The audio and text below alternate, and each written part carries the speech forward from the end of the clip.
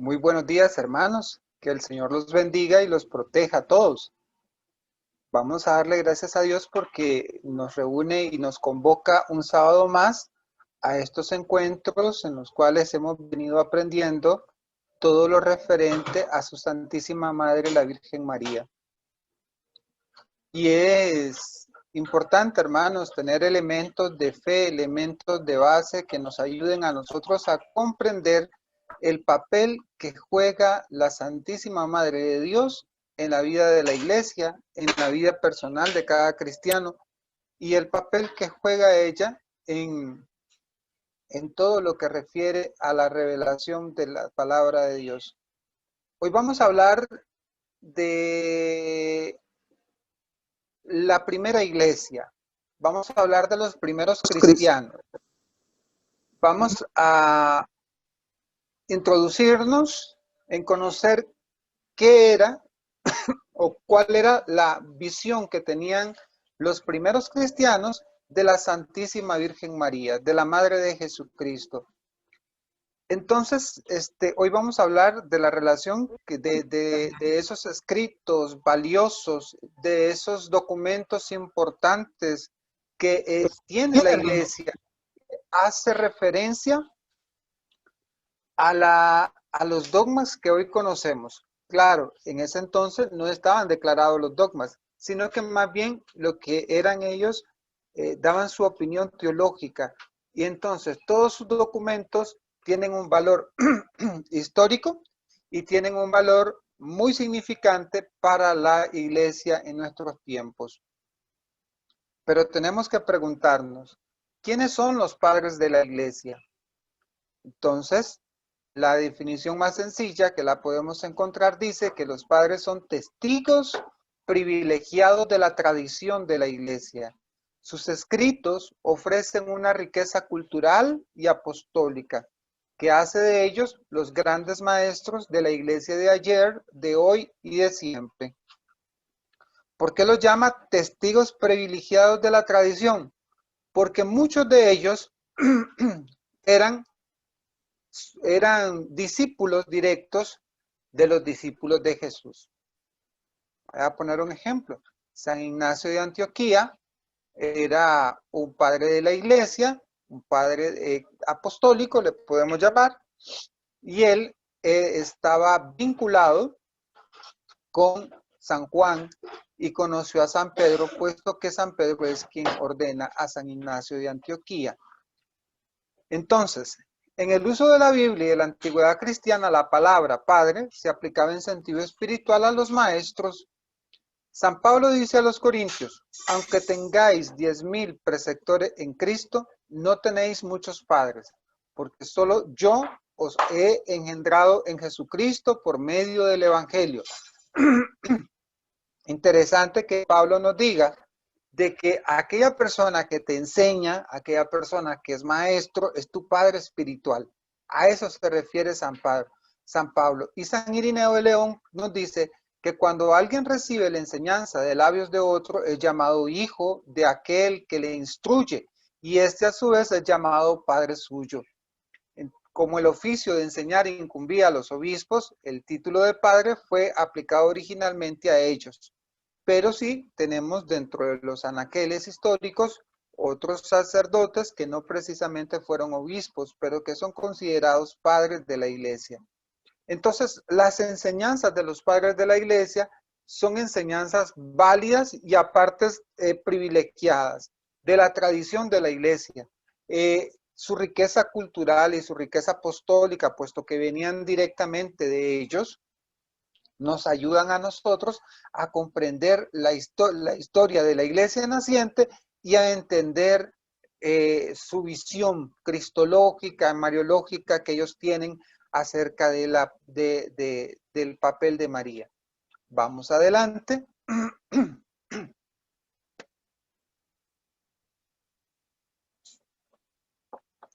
¿Por qué conocer a los padres de la iglesia?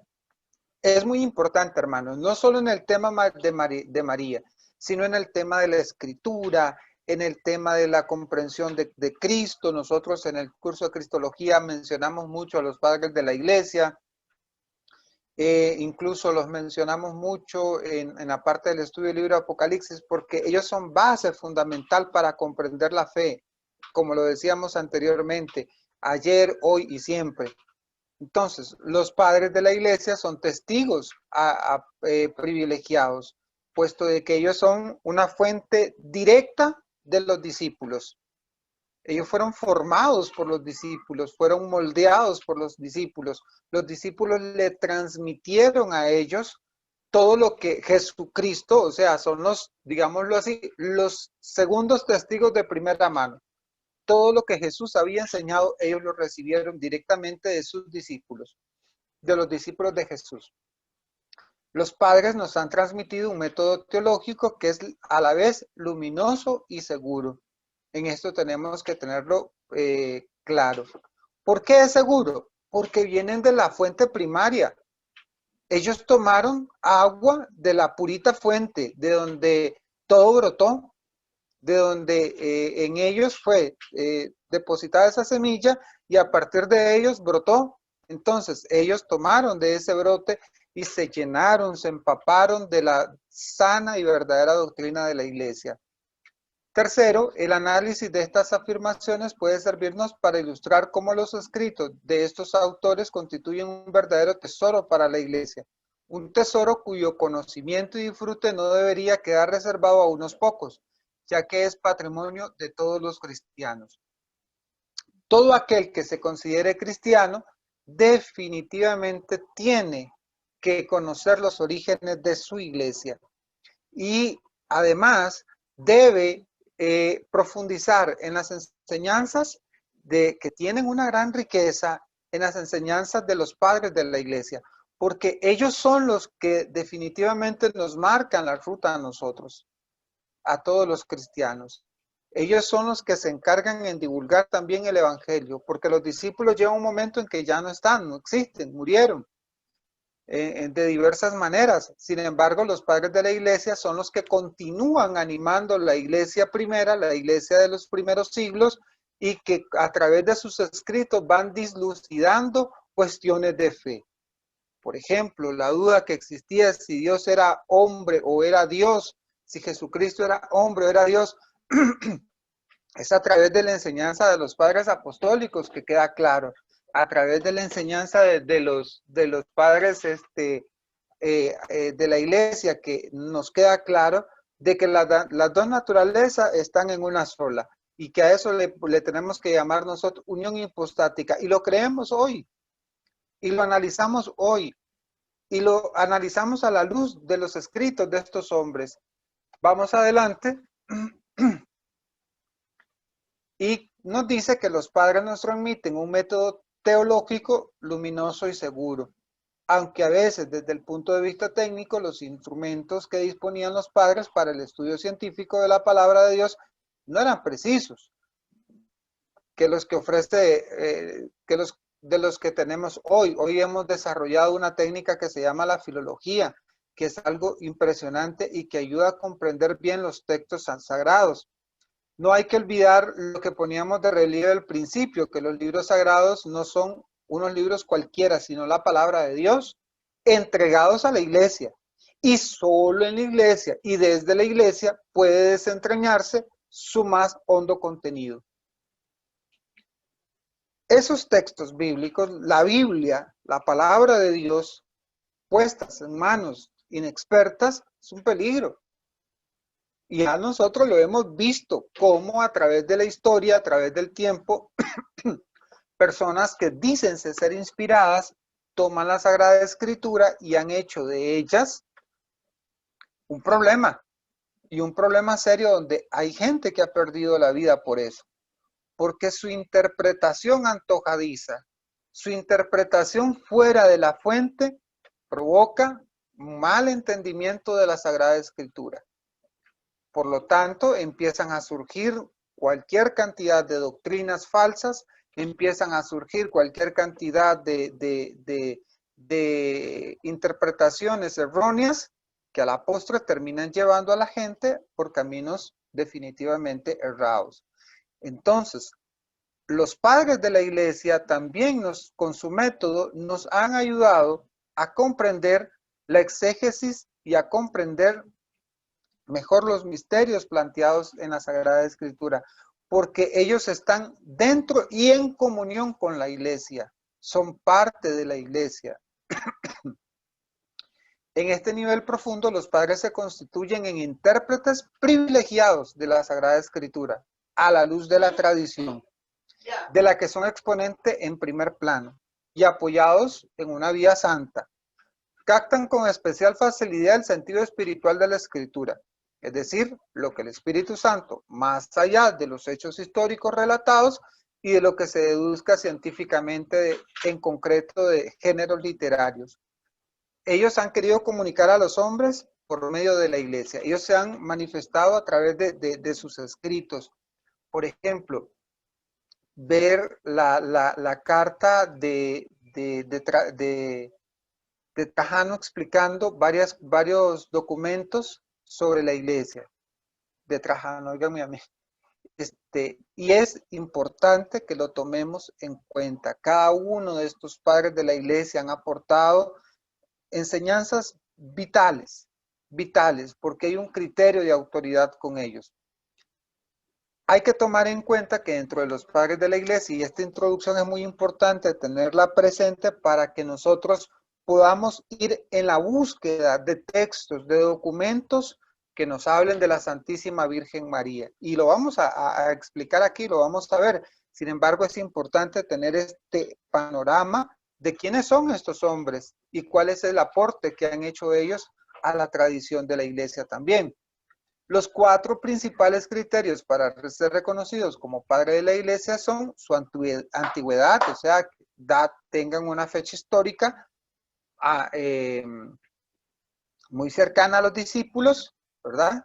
Pero no muy como digamos, muy para acá, no muy para nuestro tiempo. La ortodoxia, o sea, que son personas que son doctrinalmente correctas, que no hay duda de la doctrina de ellos. Son, como lo decimos aquí popularmente, católicos de hueso colorado. Su santidad y obviamente aprobación de la iglesia. Digamos, no todos los escritos de los padres son ortodoxos, sino también aquellos en los que hay como un acuerdo entre ellos. Por ejemplo, teníamos a Tertuliano, tenemos a Orígenes, que ellos dieron importantes documentos, pero a la vez cayeron en errores y cayeron en herejía y fueron apartados de la iglesia, ¿verdad? Los padres se distinguen entre griegos, o sea, procedentes del este, latinos del occidente, y generalmente se considera que los últimos padres de los latinos fue Isodoro de Sevilla. Fue el último considerado padre de la iglesia y que data entre el año 560 al 630. Y que el último de los padres griegos fue San Juan Damasceno, 675 al 749.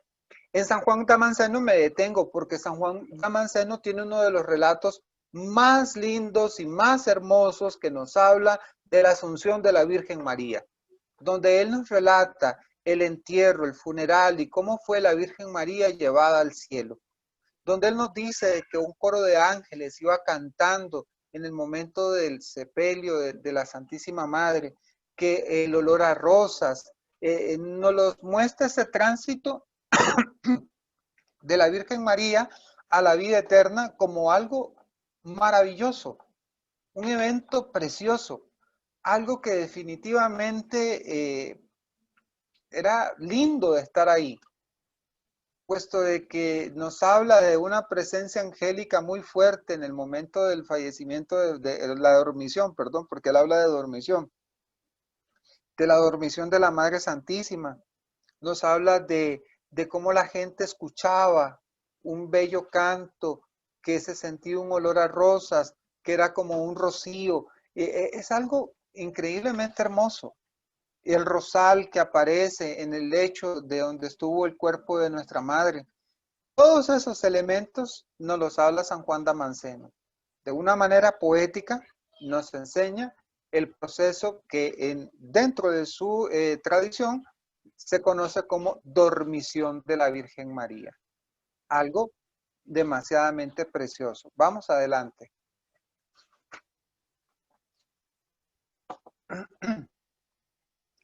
Al estudio de los padres de la iglesia lo vamos a llamar patrística, cuando el estudio se centra en la doctrina.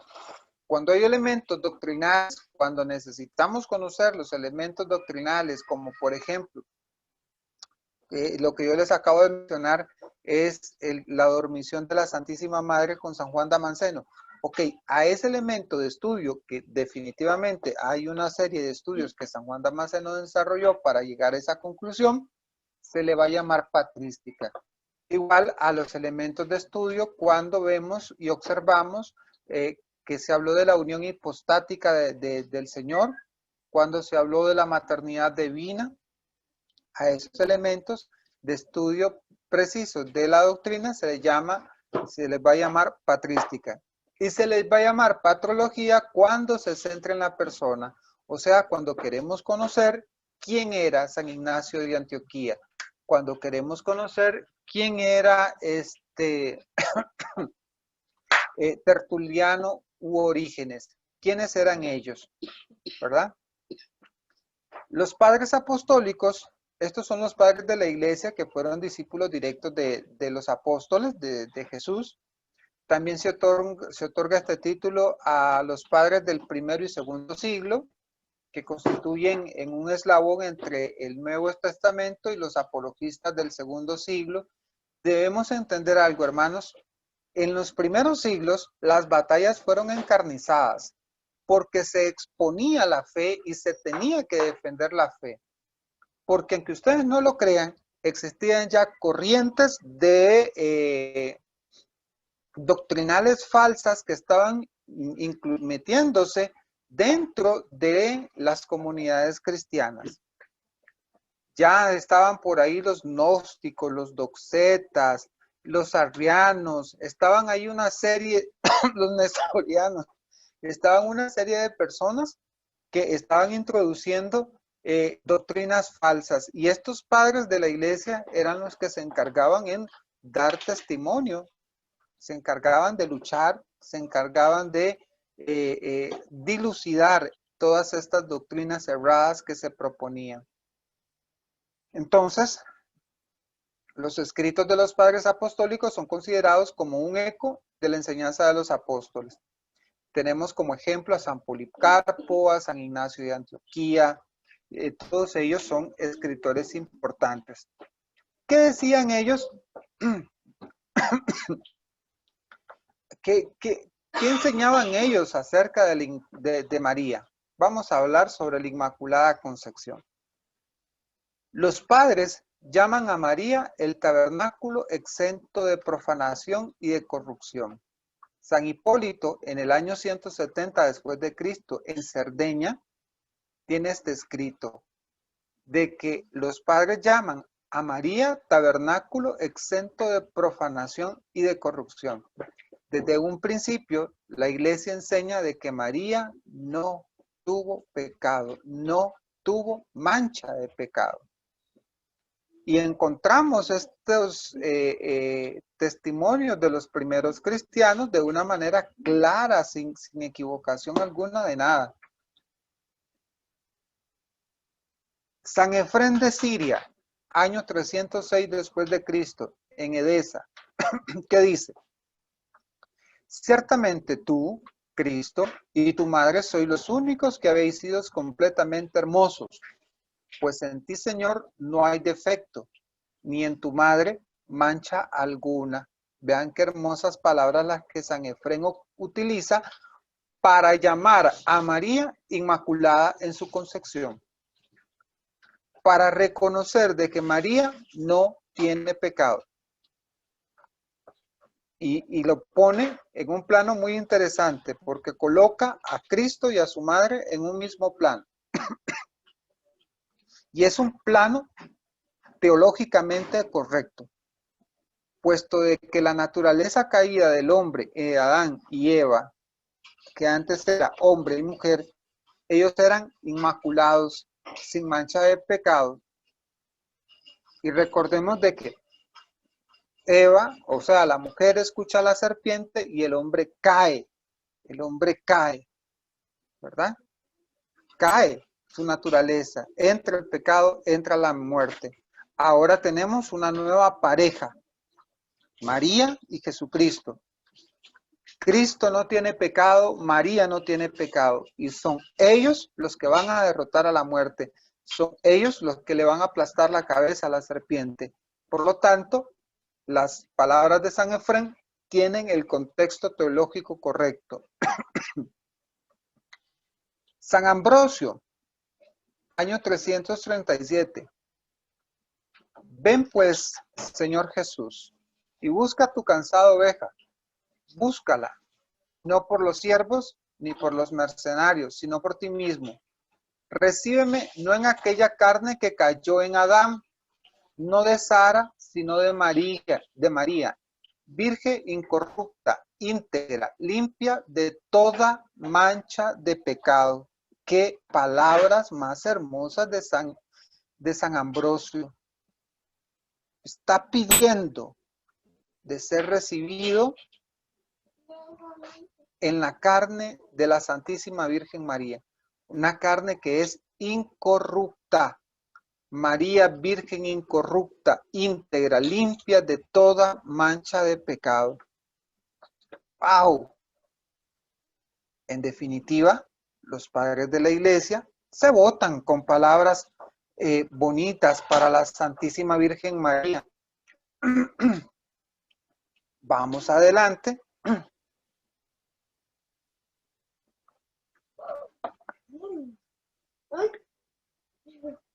Hemos de reconocer que algunos padres de la Iglesia, para ser precisos, solo dos malinterpretan la profecía de Simón, porque también hubo sus cosas, no crean que no. Pues San Basilio dijo que María dudó al ver a Jesús en la cruz, en una carta que él escribió. Lo mismo opinó Orígenes y que por esa razón Jesús la salvó en la cruz. Homilías en San Lucas. Mientras tanto, San Ignacio de Antioquía, que también escuchó de viva voz los comentarios del apóstol Juan, él es el primero en hablarnos de la Inmaculada. Vean qué interesante. San Ignacio data del año 107 al año 110 a una carta a los esmirnios, a una comunidad que se llama esmirnios. ¿Y qué decía San Ignacio de Antioquía? La Inmaculada Virginidad de María,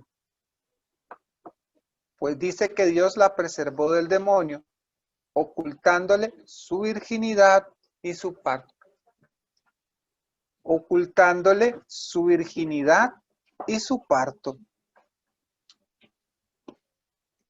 ¿Qué nos plantea San Ignacio? San Ignacio nos habla de que el misterio de la muerte, de la virginidad y el parto, le quedó oculto al mundo.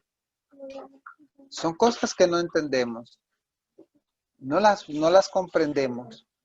Sin embargo, en el desarrollo histórico de la Iglesia y en los estudios exegéticos, nosotros hemos descubierto la manera como está profetizada la virginidad y el parto virginal de la Santísima Madre de Jesucristo. ¿Cómo está profetizado eso? Y lo vemos, tenemos los indicios escriturísticos, exegéticos también, ¿verdad? Que nos hacen indicar de que definitivamente María tuvo un parto virginal, un parto que es un misterio, lo diría en palabras del Papa Juan Pablo II. Tenemos una epístola, una carta a los Efesios, y escondidos del príncipe de este mundo fueron la virginidad de María y el que diera luz y asimismo la muerte del Señor. Tres misterios que deben ser proclamados, que fueron obrados en el silencio de Dios. Y de hecho, es interesante ver y observar cómo el mundo quiere meter manos en esos misterios que solo caben en el silencio de Dios. Irineo de León, de los más grandes teólogos de la iglesia primitiva, que fue descendiente del discípulo de Juan, habló y puso por escrito la prefigura de María en Eva. Ese es algo muy interesante. También nos habla de que María se convirtió en abogada de todos los hombres por ser hijos de Eva. Y por si fuera poco, habló de su parto virginal y de su pureza. La comparación que hace Irineo de León, todavía hoy en día, nosotros los teólogos la ocupamos, usamos. La teología la utiliza. Hacer el comparativo del comportamiento de Eva. Eva era virgen, María era virgen. Eva escuchó a la voz de la serpiente, a la voz del ángel caído. María escucha la voz del ángel de Dios. Eva desobedece, María obedece. Entonces vemos esas comparaciones que nos sirven a nosotros a reflexionar. ¿Y quién es el que nos pone en la palestra esta comparación? San Irineo de León. ¿Y de qué nos sirve? Nos sirve para ver cómo el plan de salvación se desarrolla de manera perfecta en la figura de María, ¿verdad? Por su obediencia, por su pureza. Vamos adelante.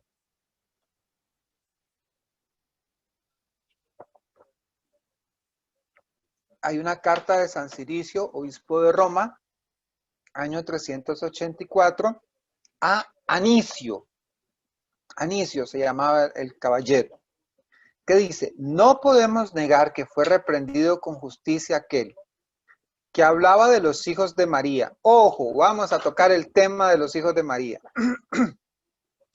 Y con razón ha sentido horror la santidad de que el mismo vientre virginal del que nació el Señor pudiera haber nacido otro, porque no hubiera el Señor escogido nacer de una virgen, si hubiera juzgado que ésta no se podría contener, y con el fruto de unión humana habría de profanar el seno de donde se formó el cuerpo del Señor, aquel seno palacio del Rey Eterno.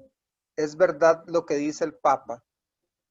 Ojo, están hablando de que en esta carta, de que no conciben. Ya para ese año había una discusión entre San Jerónimo y otro hombre que hablaba sobre los hijos de María. Pero este hombre, San Ciricio, este santo hombre, habla ya y nos plantea la cuestión de que no es posible de que María tuviese otros hijos, porque hubiera incurrido en una profanación. Porque nada de lo que... recordamos que la mentalidad es de que todo lo que es de Dios es puro y es para Él y solo para Él. Ciricio dice: da horror pensar que lo que Dios tomó para sí haya sido después usado por los hombres. Ojo que esas fuertes palabras. Es una profanación de lo más sagrado, y más cuando se trata de una madre, pues creo que para muchos es incómodo tener medios hermanos, y más cuando son de la misma madre. Vean ustedes qué discusión la que se plantean estos hombres de los primeros años. No creemos que José justo hubiese de alguna manera profanado el vientre donde se formó el Salvador, teniendo relaciones sexuales con María. Tengo otras maneras más explícitas de argumentarlo, sobre todo sabiendo la condenación judía de la paternidad, donde toda mujer que tuviese dos hijos de diferente padre era maldita e impura por siempre. ¿Se dan cuenta, hermanos? Y estos son elementos que nosotros casi no tomamos en cuenta. Pero estos hombres tienen una claridad sobre el tema de que si María tuvo o no tuvo más hijos, muy clara. Y lo comentan en estos términos. No se puede pensar siquiera que José se haya atrevido a profanar el cuerpo de María, porque en ese cuerpo es donde se formó el Señor Jesús. Y como lo dice desde el principio, da horror pensar que lo que Dios tomó para sí haya sido usado después para los hombres. Por eso es que todo lo sagrado no se toca, no se juega, no se hace, no se toca, simple, no se toca. Lo sagrado no se toca. Por eso es que nosotros, o sea, yo no puedo jugar con nada sagrado, ni siquiera con una imagen sagrada. Porque es sagrado, es para Dios. Entonces, si usamos ese raciocinio, esa lógica, tiene razón la iglesia en decir de que María nunca tuvo más hijos. Tiene razón en plantearlo, porque lo sagrado no se toca. Vamos adelante con otro documento, San Justino Mártir. En el año 155, diálogo con Trifón. Realmente, hermanos, los documentos dicen diálogo con Trifón, pero no era diálogo, era agarronazo de mechones limpios. O sea, estaban agarrados. ¿Verdad? ¿Qué dice este documento? Nació de una virgen como hombre, a fin de que por el mismo camino que tuvo principio la desobediencia de la serpiente, por ese también fuese destruida. Porque cuando Eva era un virgen e incorrupta, habiendo recibido la palabra de la serpiente, dio a luz a la desobediencia y a la muerte. Pero María, la Virgen, concibió fe y gozo cuando el ángel Gabriel le dio la buena noticia de que el Espíritu del Señor vendría sobre ella y que la virtud del Altísimo la cubriría con su sombra, por lo cual lo que nacería de ella sería santo, y de la Virgen María nació Jesús. Vean qué lindas palabras de San Justino. Este hombre escribe una carta al emperador romano explicando la misa que hoy nosotros tenemos, paso por paso. Una carta preciosa que habla del misterio eucarístico que nosotros celebramos hoy, San Justino Mártir. Y San Justino Mártir tiene estas palabras preciosísimas para la Virgen María. Pero María, la Virgen, concibió fe y gozo. Eva, desobediencia y muerte. Tertuliano, en el año 200 después de Cristo, sobre la carne de Cristo, Di Carni Christi, dice: así como la palabra del demonio, productora de la muerte, había entrado en Eva, que aún era virgen. Ojo, estos elementos teológicos importantes, hermanos. Ellos hacen hincapié en la virginidad que tiene Eva. Ellos hacen hincapié en la pureza. Virgen, tienen que hacerlo de esa manera. Virgen habla de un estado de pureza. De modo semejante, la palabra de Dios, Jesús, autor de la vida. Debía entrar en la Virgen, otra vez, ahora debía entrar en la Virgen, a fin de lo que había muerto fuese reconducido a la salvación a través de un idéntico sexo. Oh, qué interesante. Tertuliano nos está hablando de que así la naturaleza del hombre cae por el sexo femenino, la naturaleza se levanta por ese mismo sexo femenino. Eva había dado la fe a la serpiente, María dio fe a Gabriel. El pecado que cometió Eva fue contrarrestado por María, prestando también ella su consentimiento. Otra parte importante, María actuó en libertad, Eva también actuó en libertad. María pudo haber dicho que no al plan. Eva también pudo haber dicho que no. Pero cada una en su libertad acoge la palabra, una de la serpiente, otra del demonio, y la otra de Dios. Vamos adelante.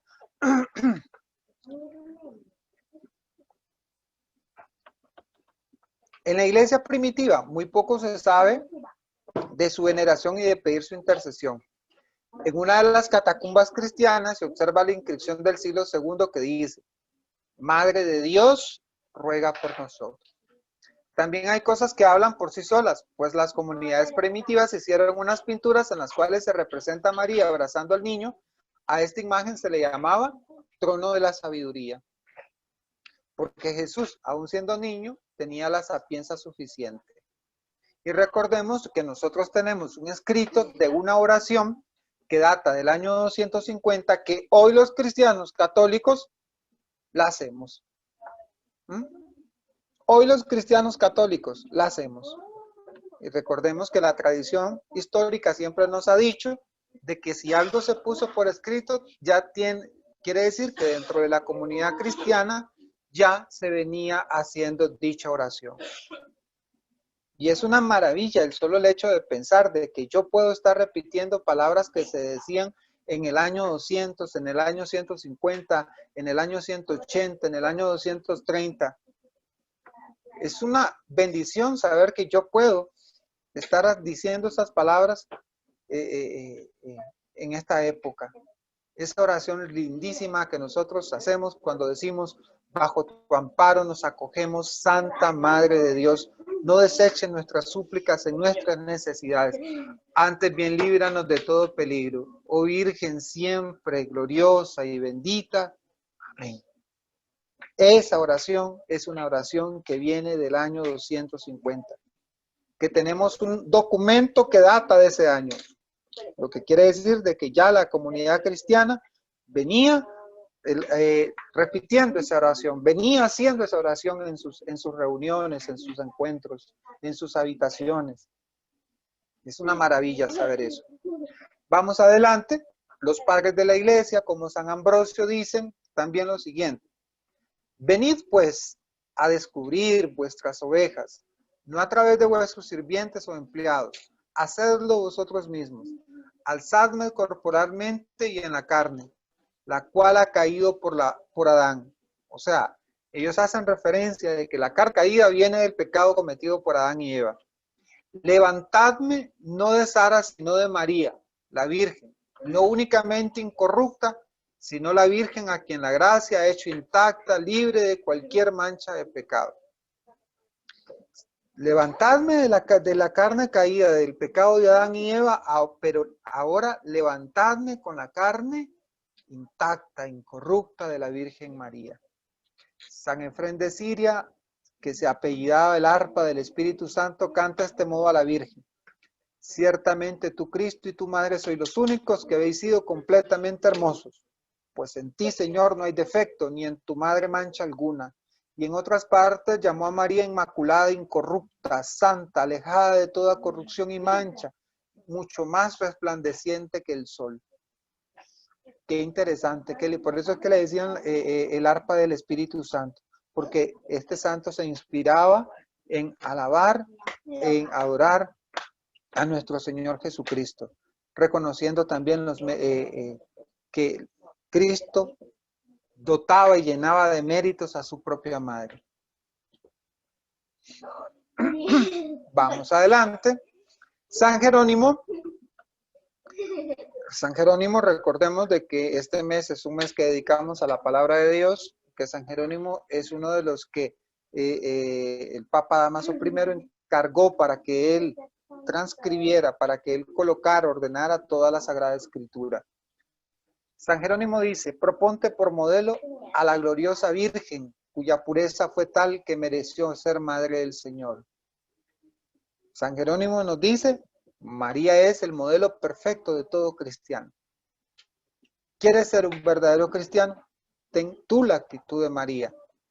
Tú acoge la palabra del Señor como la acoge la Madre de Cristo. Los padres se referían a la Virgen María como la segunda Eva, pues ella desató el nudo causado por la primera Eva. Ustedes se acuerdan que el Papa Francisco tiene la famosa devoción de la Virgen de Desatanudos. Por cierto, les recomiendo que busquen la novenita de la Virgen de Desatanudos, la tenemos ahí en la librería. Es algo precioso.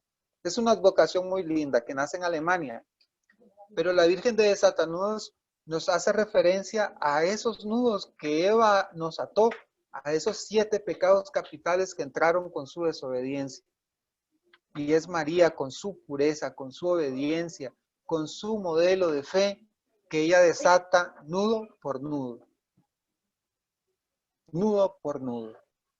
Ella nos enseña cómo desatar esos nudos. Hermanos, por eso les recomiendo esa novena. Búsquenla, búsquenla, la novena de la Virgen de Desatanudos. Ahí en la librería la encuentran. También se refiere a la Virgen Santísima como la absolutamente pura. San Agustín y otros. La Iglesia Oriental la llamaba María Santísima la Toda Santa, la Panagia. Así le llaman, la Panagia, la Toda Santa. Otros padres de la Iglesia la llamaron la Neumatófora, o sea, la portadora del Espíritu Santo. Neumatófora, la portadora del Espíritu Santo. La doctrina, ahora hablemos un poquito de los padres orientales. La Iglesia Ortodoxa Bizantina profesa de manera especial su fe en la Santísima, en la santidad de María. Andrés de Creta, el año 749, en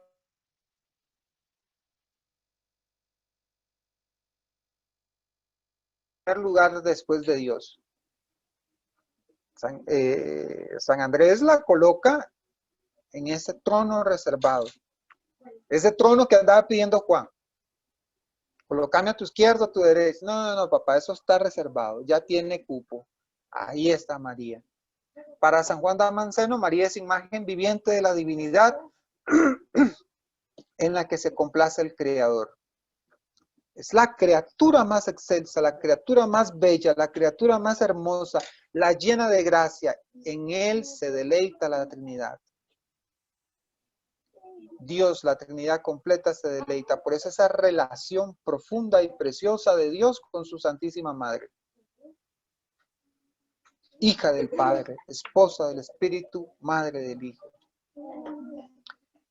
Para Focio, María no cometió nunca el menor pecado. Para Focio no hubo pecado. Gregorio de Palomas ve en María el vértice y perfección de toda santidad. Esa línea fue continuada por el teólogo bizantino Nicolás Cavasilas, que llama a María la que ha heredado nada del antiguo fermento. Ella no tiene nada del antiguo fermento. ¿Cuál es el antiguo fermento? El pecado que entró a través de Eva. Cuando los teólogos y poetas religiosos bizantinos utilizaban la palabra inmaculada, no le dan el sentido que tiene en los teólogos latinos. No incluían la excepción de la Teotokos, o sea, Madre de Dios, del pecado original, dado que la teoría del pecado original no existía entre ellos. Afirmaban únicamente la santidad perfecta de María desde su origen. Ellos todavía no habían desarrollado en su teología el tema del pecado original, que los latinos sí lo tenían. Sin embargo, ellos hablan de una perfección. Hablemos de la iglesia copta. Recordemos de que María tiene una relación muy interesante con los coptos, puesto de que esta es la iglesia de Egipto. Esta es la iglesia donde María vivió con el niño Jesús y José. La Sagrada Familia vivieron en Egipto como migrantes. Ellos llegaron a ese barrio copto, que es el barrio cristiano que actualmente existe en Egipto. Para la iglesia copta, María es santa en grado superlativo. Es grande por su perfección personal y por las funciones que desarrolló a imitación de Jesús. Su perfección fue espiritual porque fue sin mancha, toda santa en cada cosa y en cada momento. Fue un don de predestinación conferido por la Santísima Trinidad. Hermoso. Estos textos son hermosos. Estos textos que nosotros podemos buscar, hermanos, para profundizar sobre las enseñanzas de los padres de la iglesia, de los padres apostólicos, de doctores de la iglesia, son hermosos. Van a enriquecer nuestra fe. Van a ver cómo los primeros cristianos, hermanos, tenían en un lugar preponderante a la Madre de Jesucristo. Vamos adelante. En conclusión, para finalizar, los padres de la iglesia refuerzan las enseñanzas apostólicas y su valor es inmenso. Sus escritos de gran valor histórico nos dan testimonio de la devoción mariana. Ellos nos llevan a la fuente. Ellos son los que alientan la fe de la iglesia primitiva. Ellos son los que clarifican las dudas de fe que tiene la iglesia primitiva y hoy nos ayudan a clarificar esas mismas dudas. Porque lamentablemente muchas de las herejías antiguas hoy en día están vivas. Y están vivas porque hay falsas corrientes de doctrinas que tratan de manipular y de no reconocer el papel de la Virgen Santísima dentro de la historia de salvación. Por lo tanto, hermanos, siempre es bueno tener referencias sobre los padres de la iglesia y sobre las enseñanzas de estos padres para que nosotros podamos saber y tener la plena seguridad y confianza de que las enseñanzas que hoy hemos recibido están acorde a esas enseñanzas de la iglesia primitiva de los primeros años. Si tienen alguna pregunta o duda, podemos contestarlas en este momento. Pero todos compartimos el video.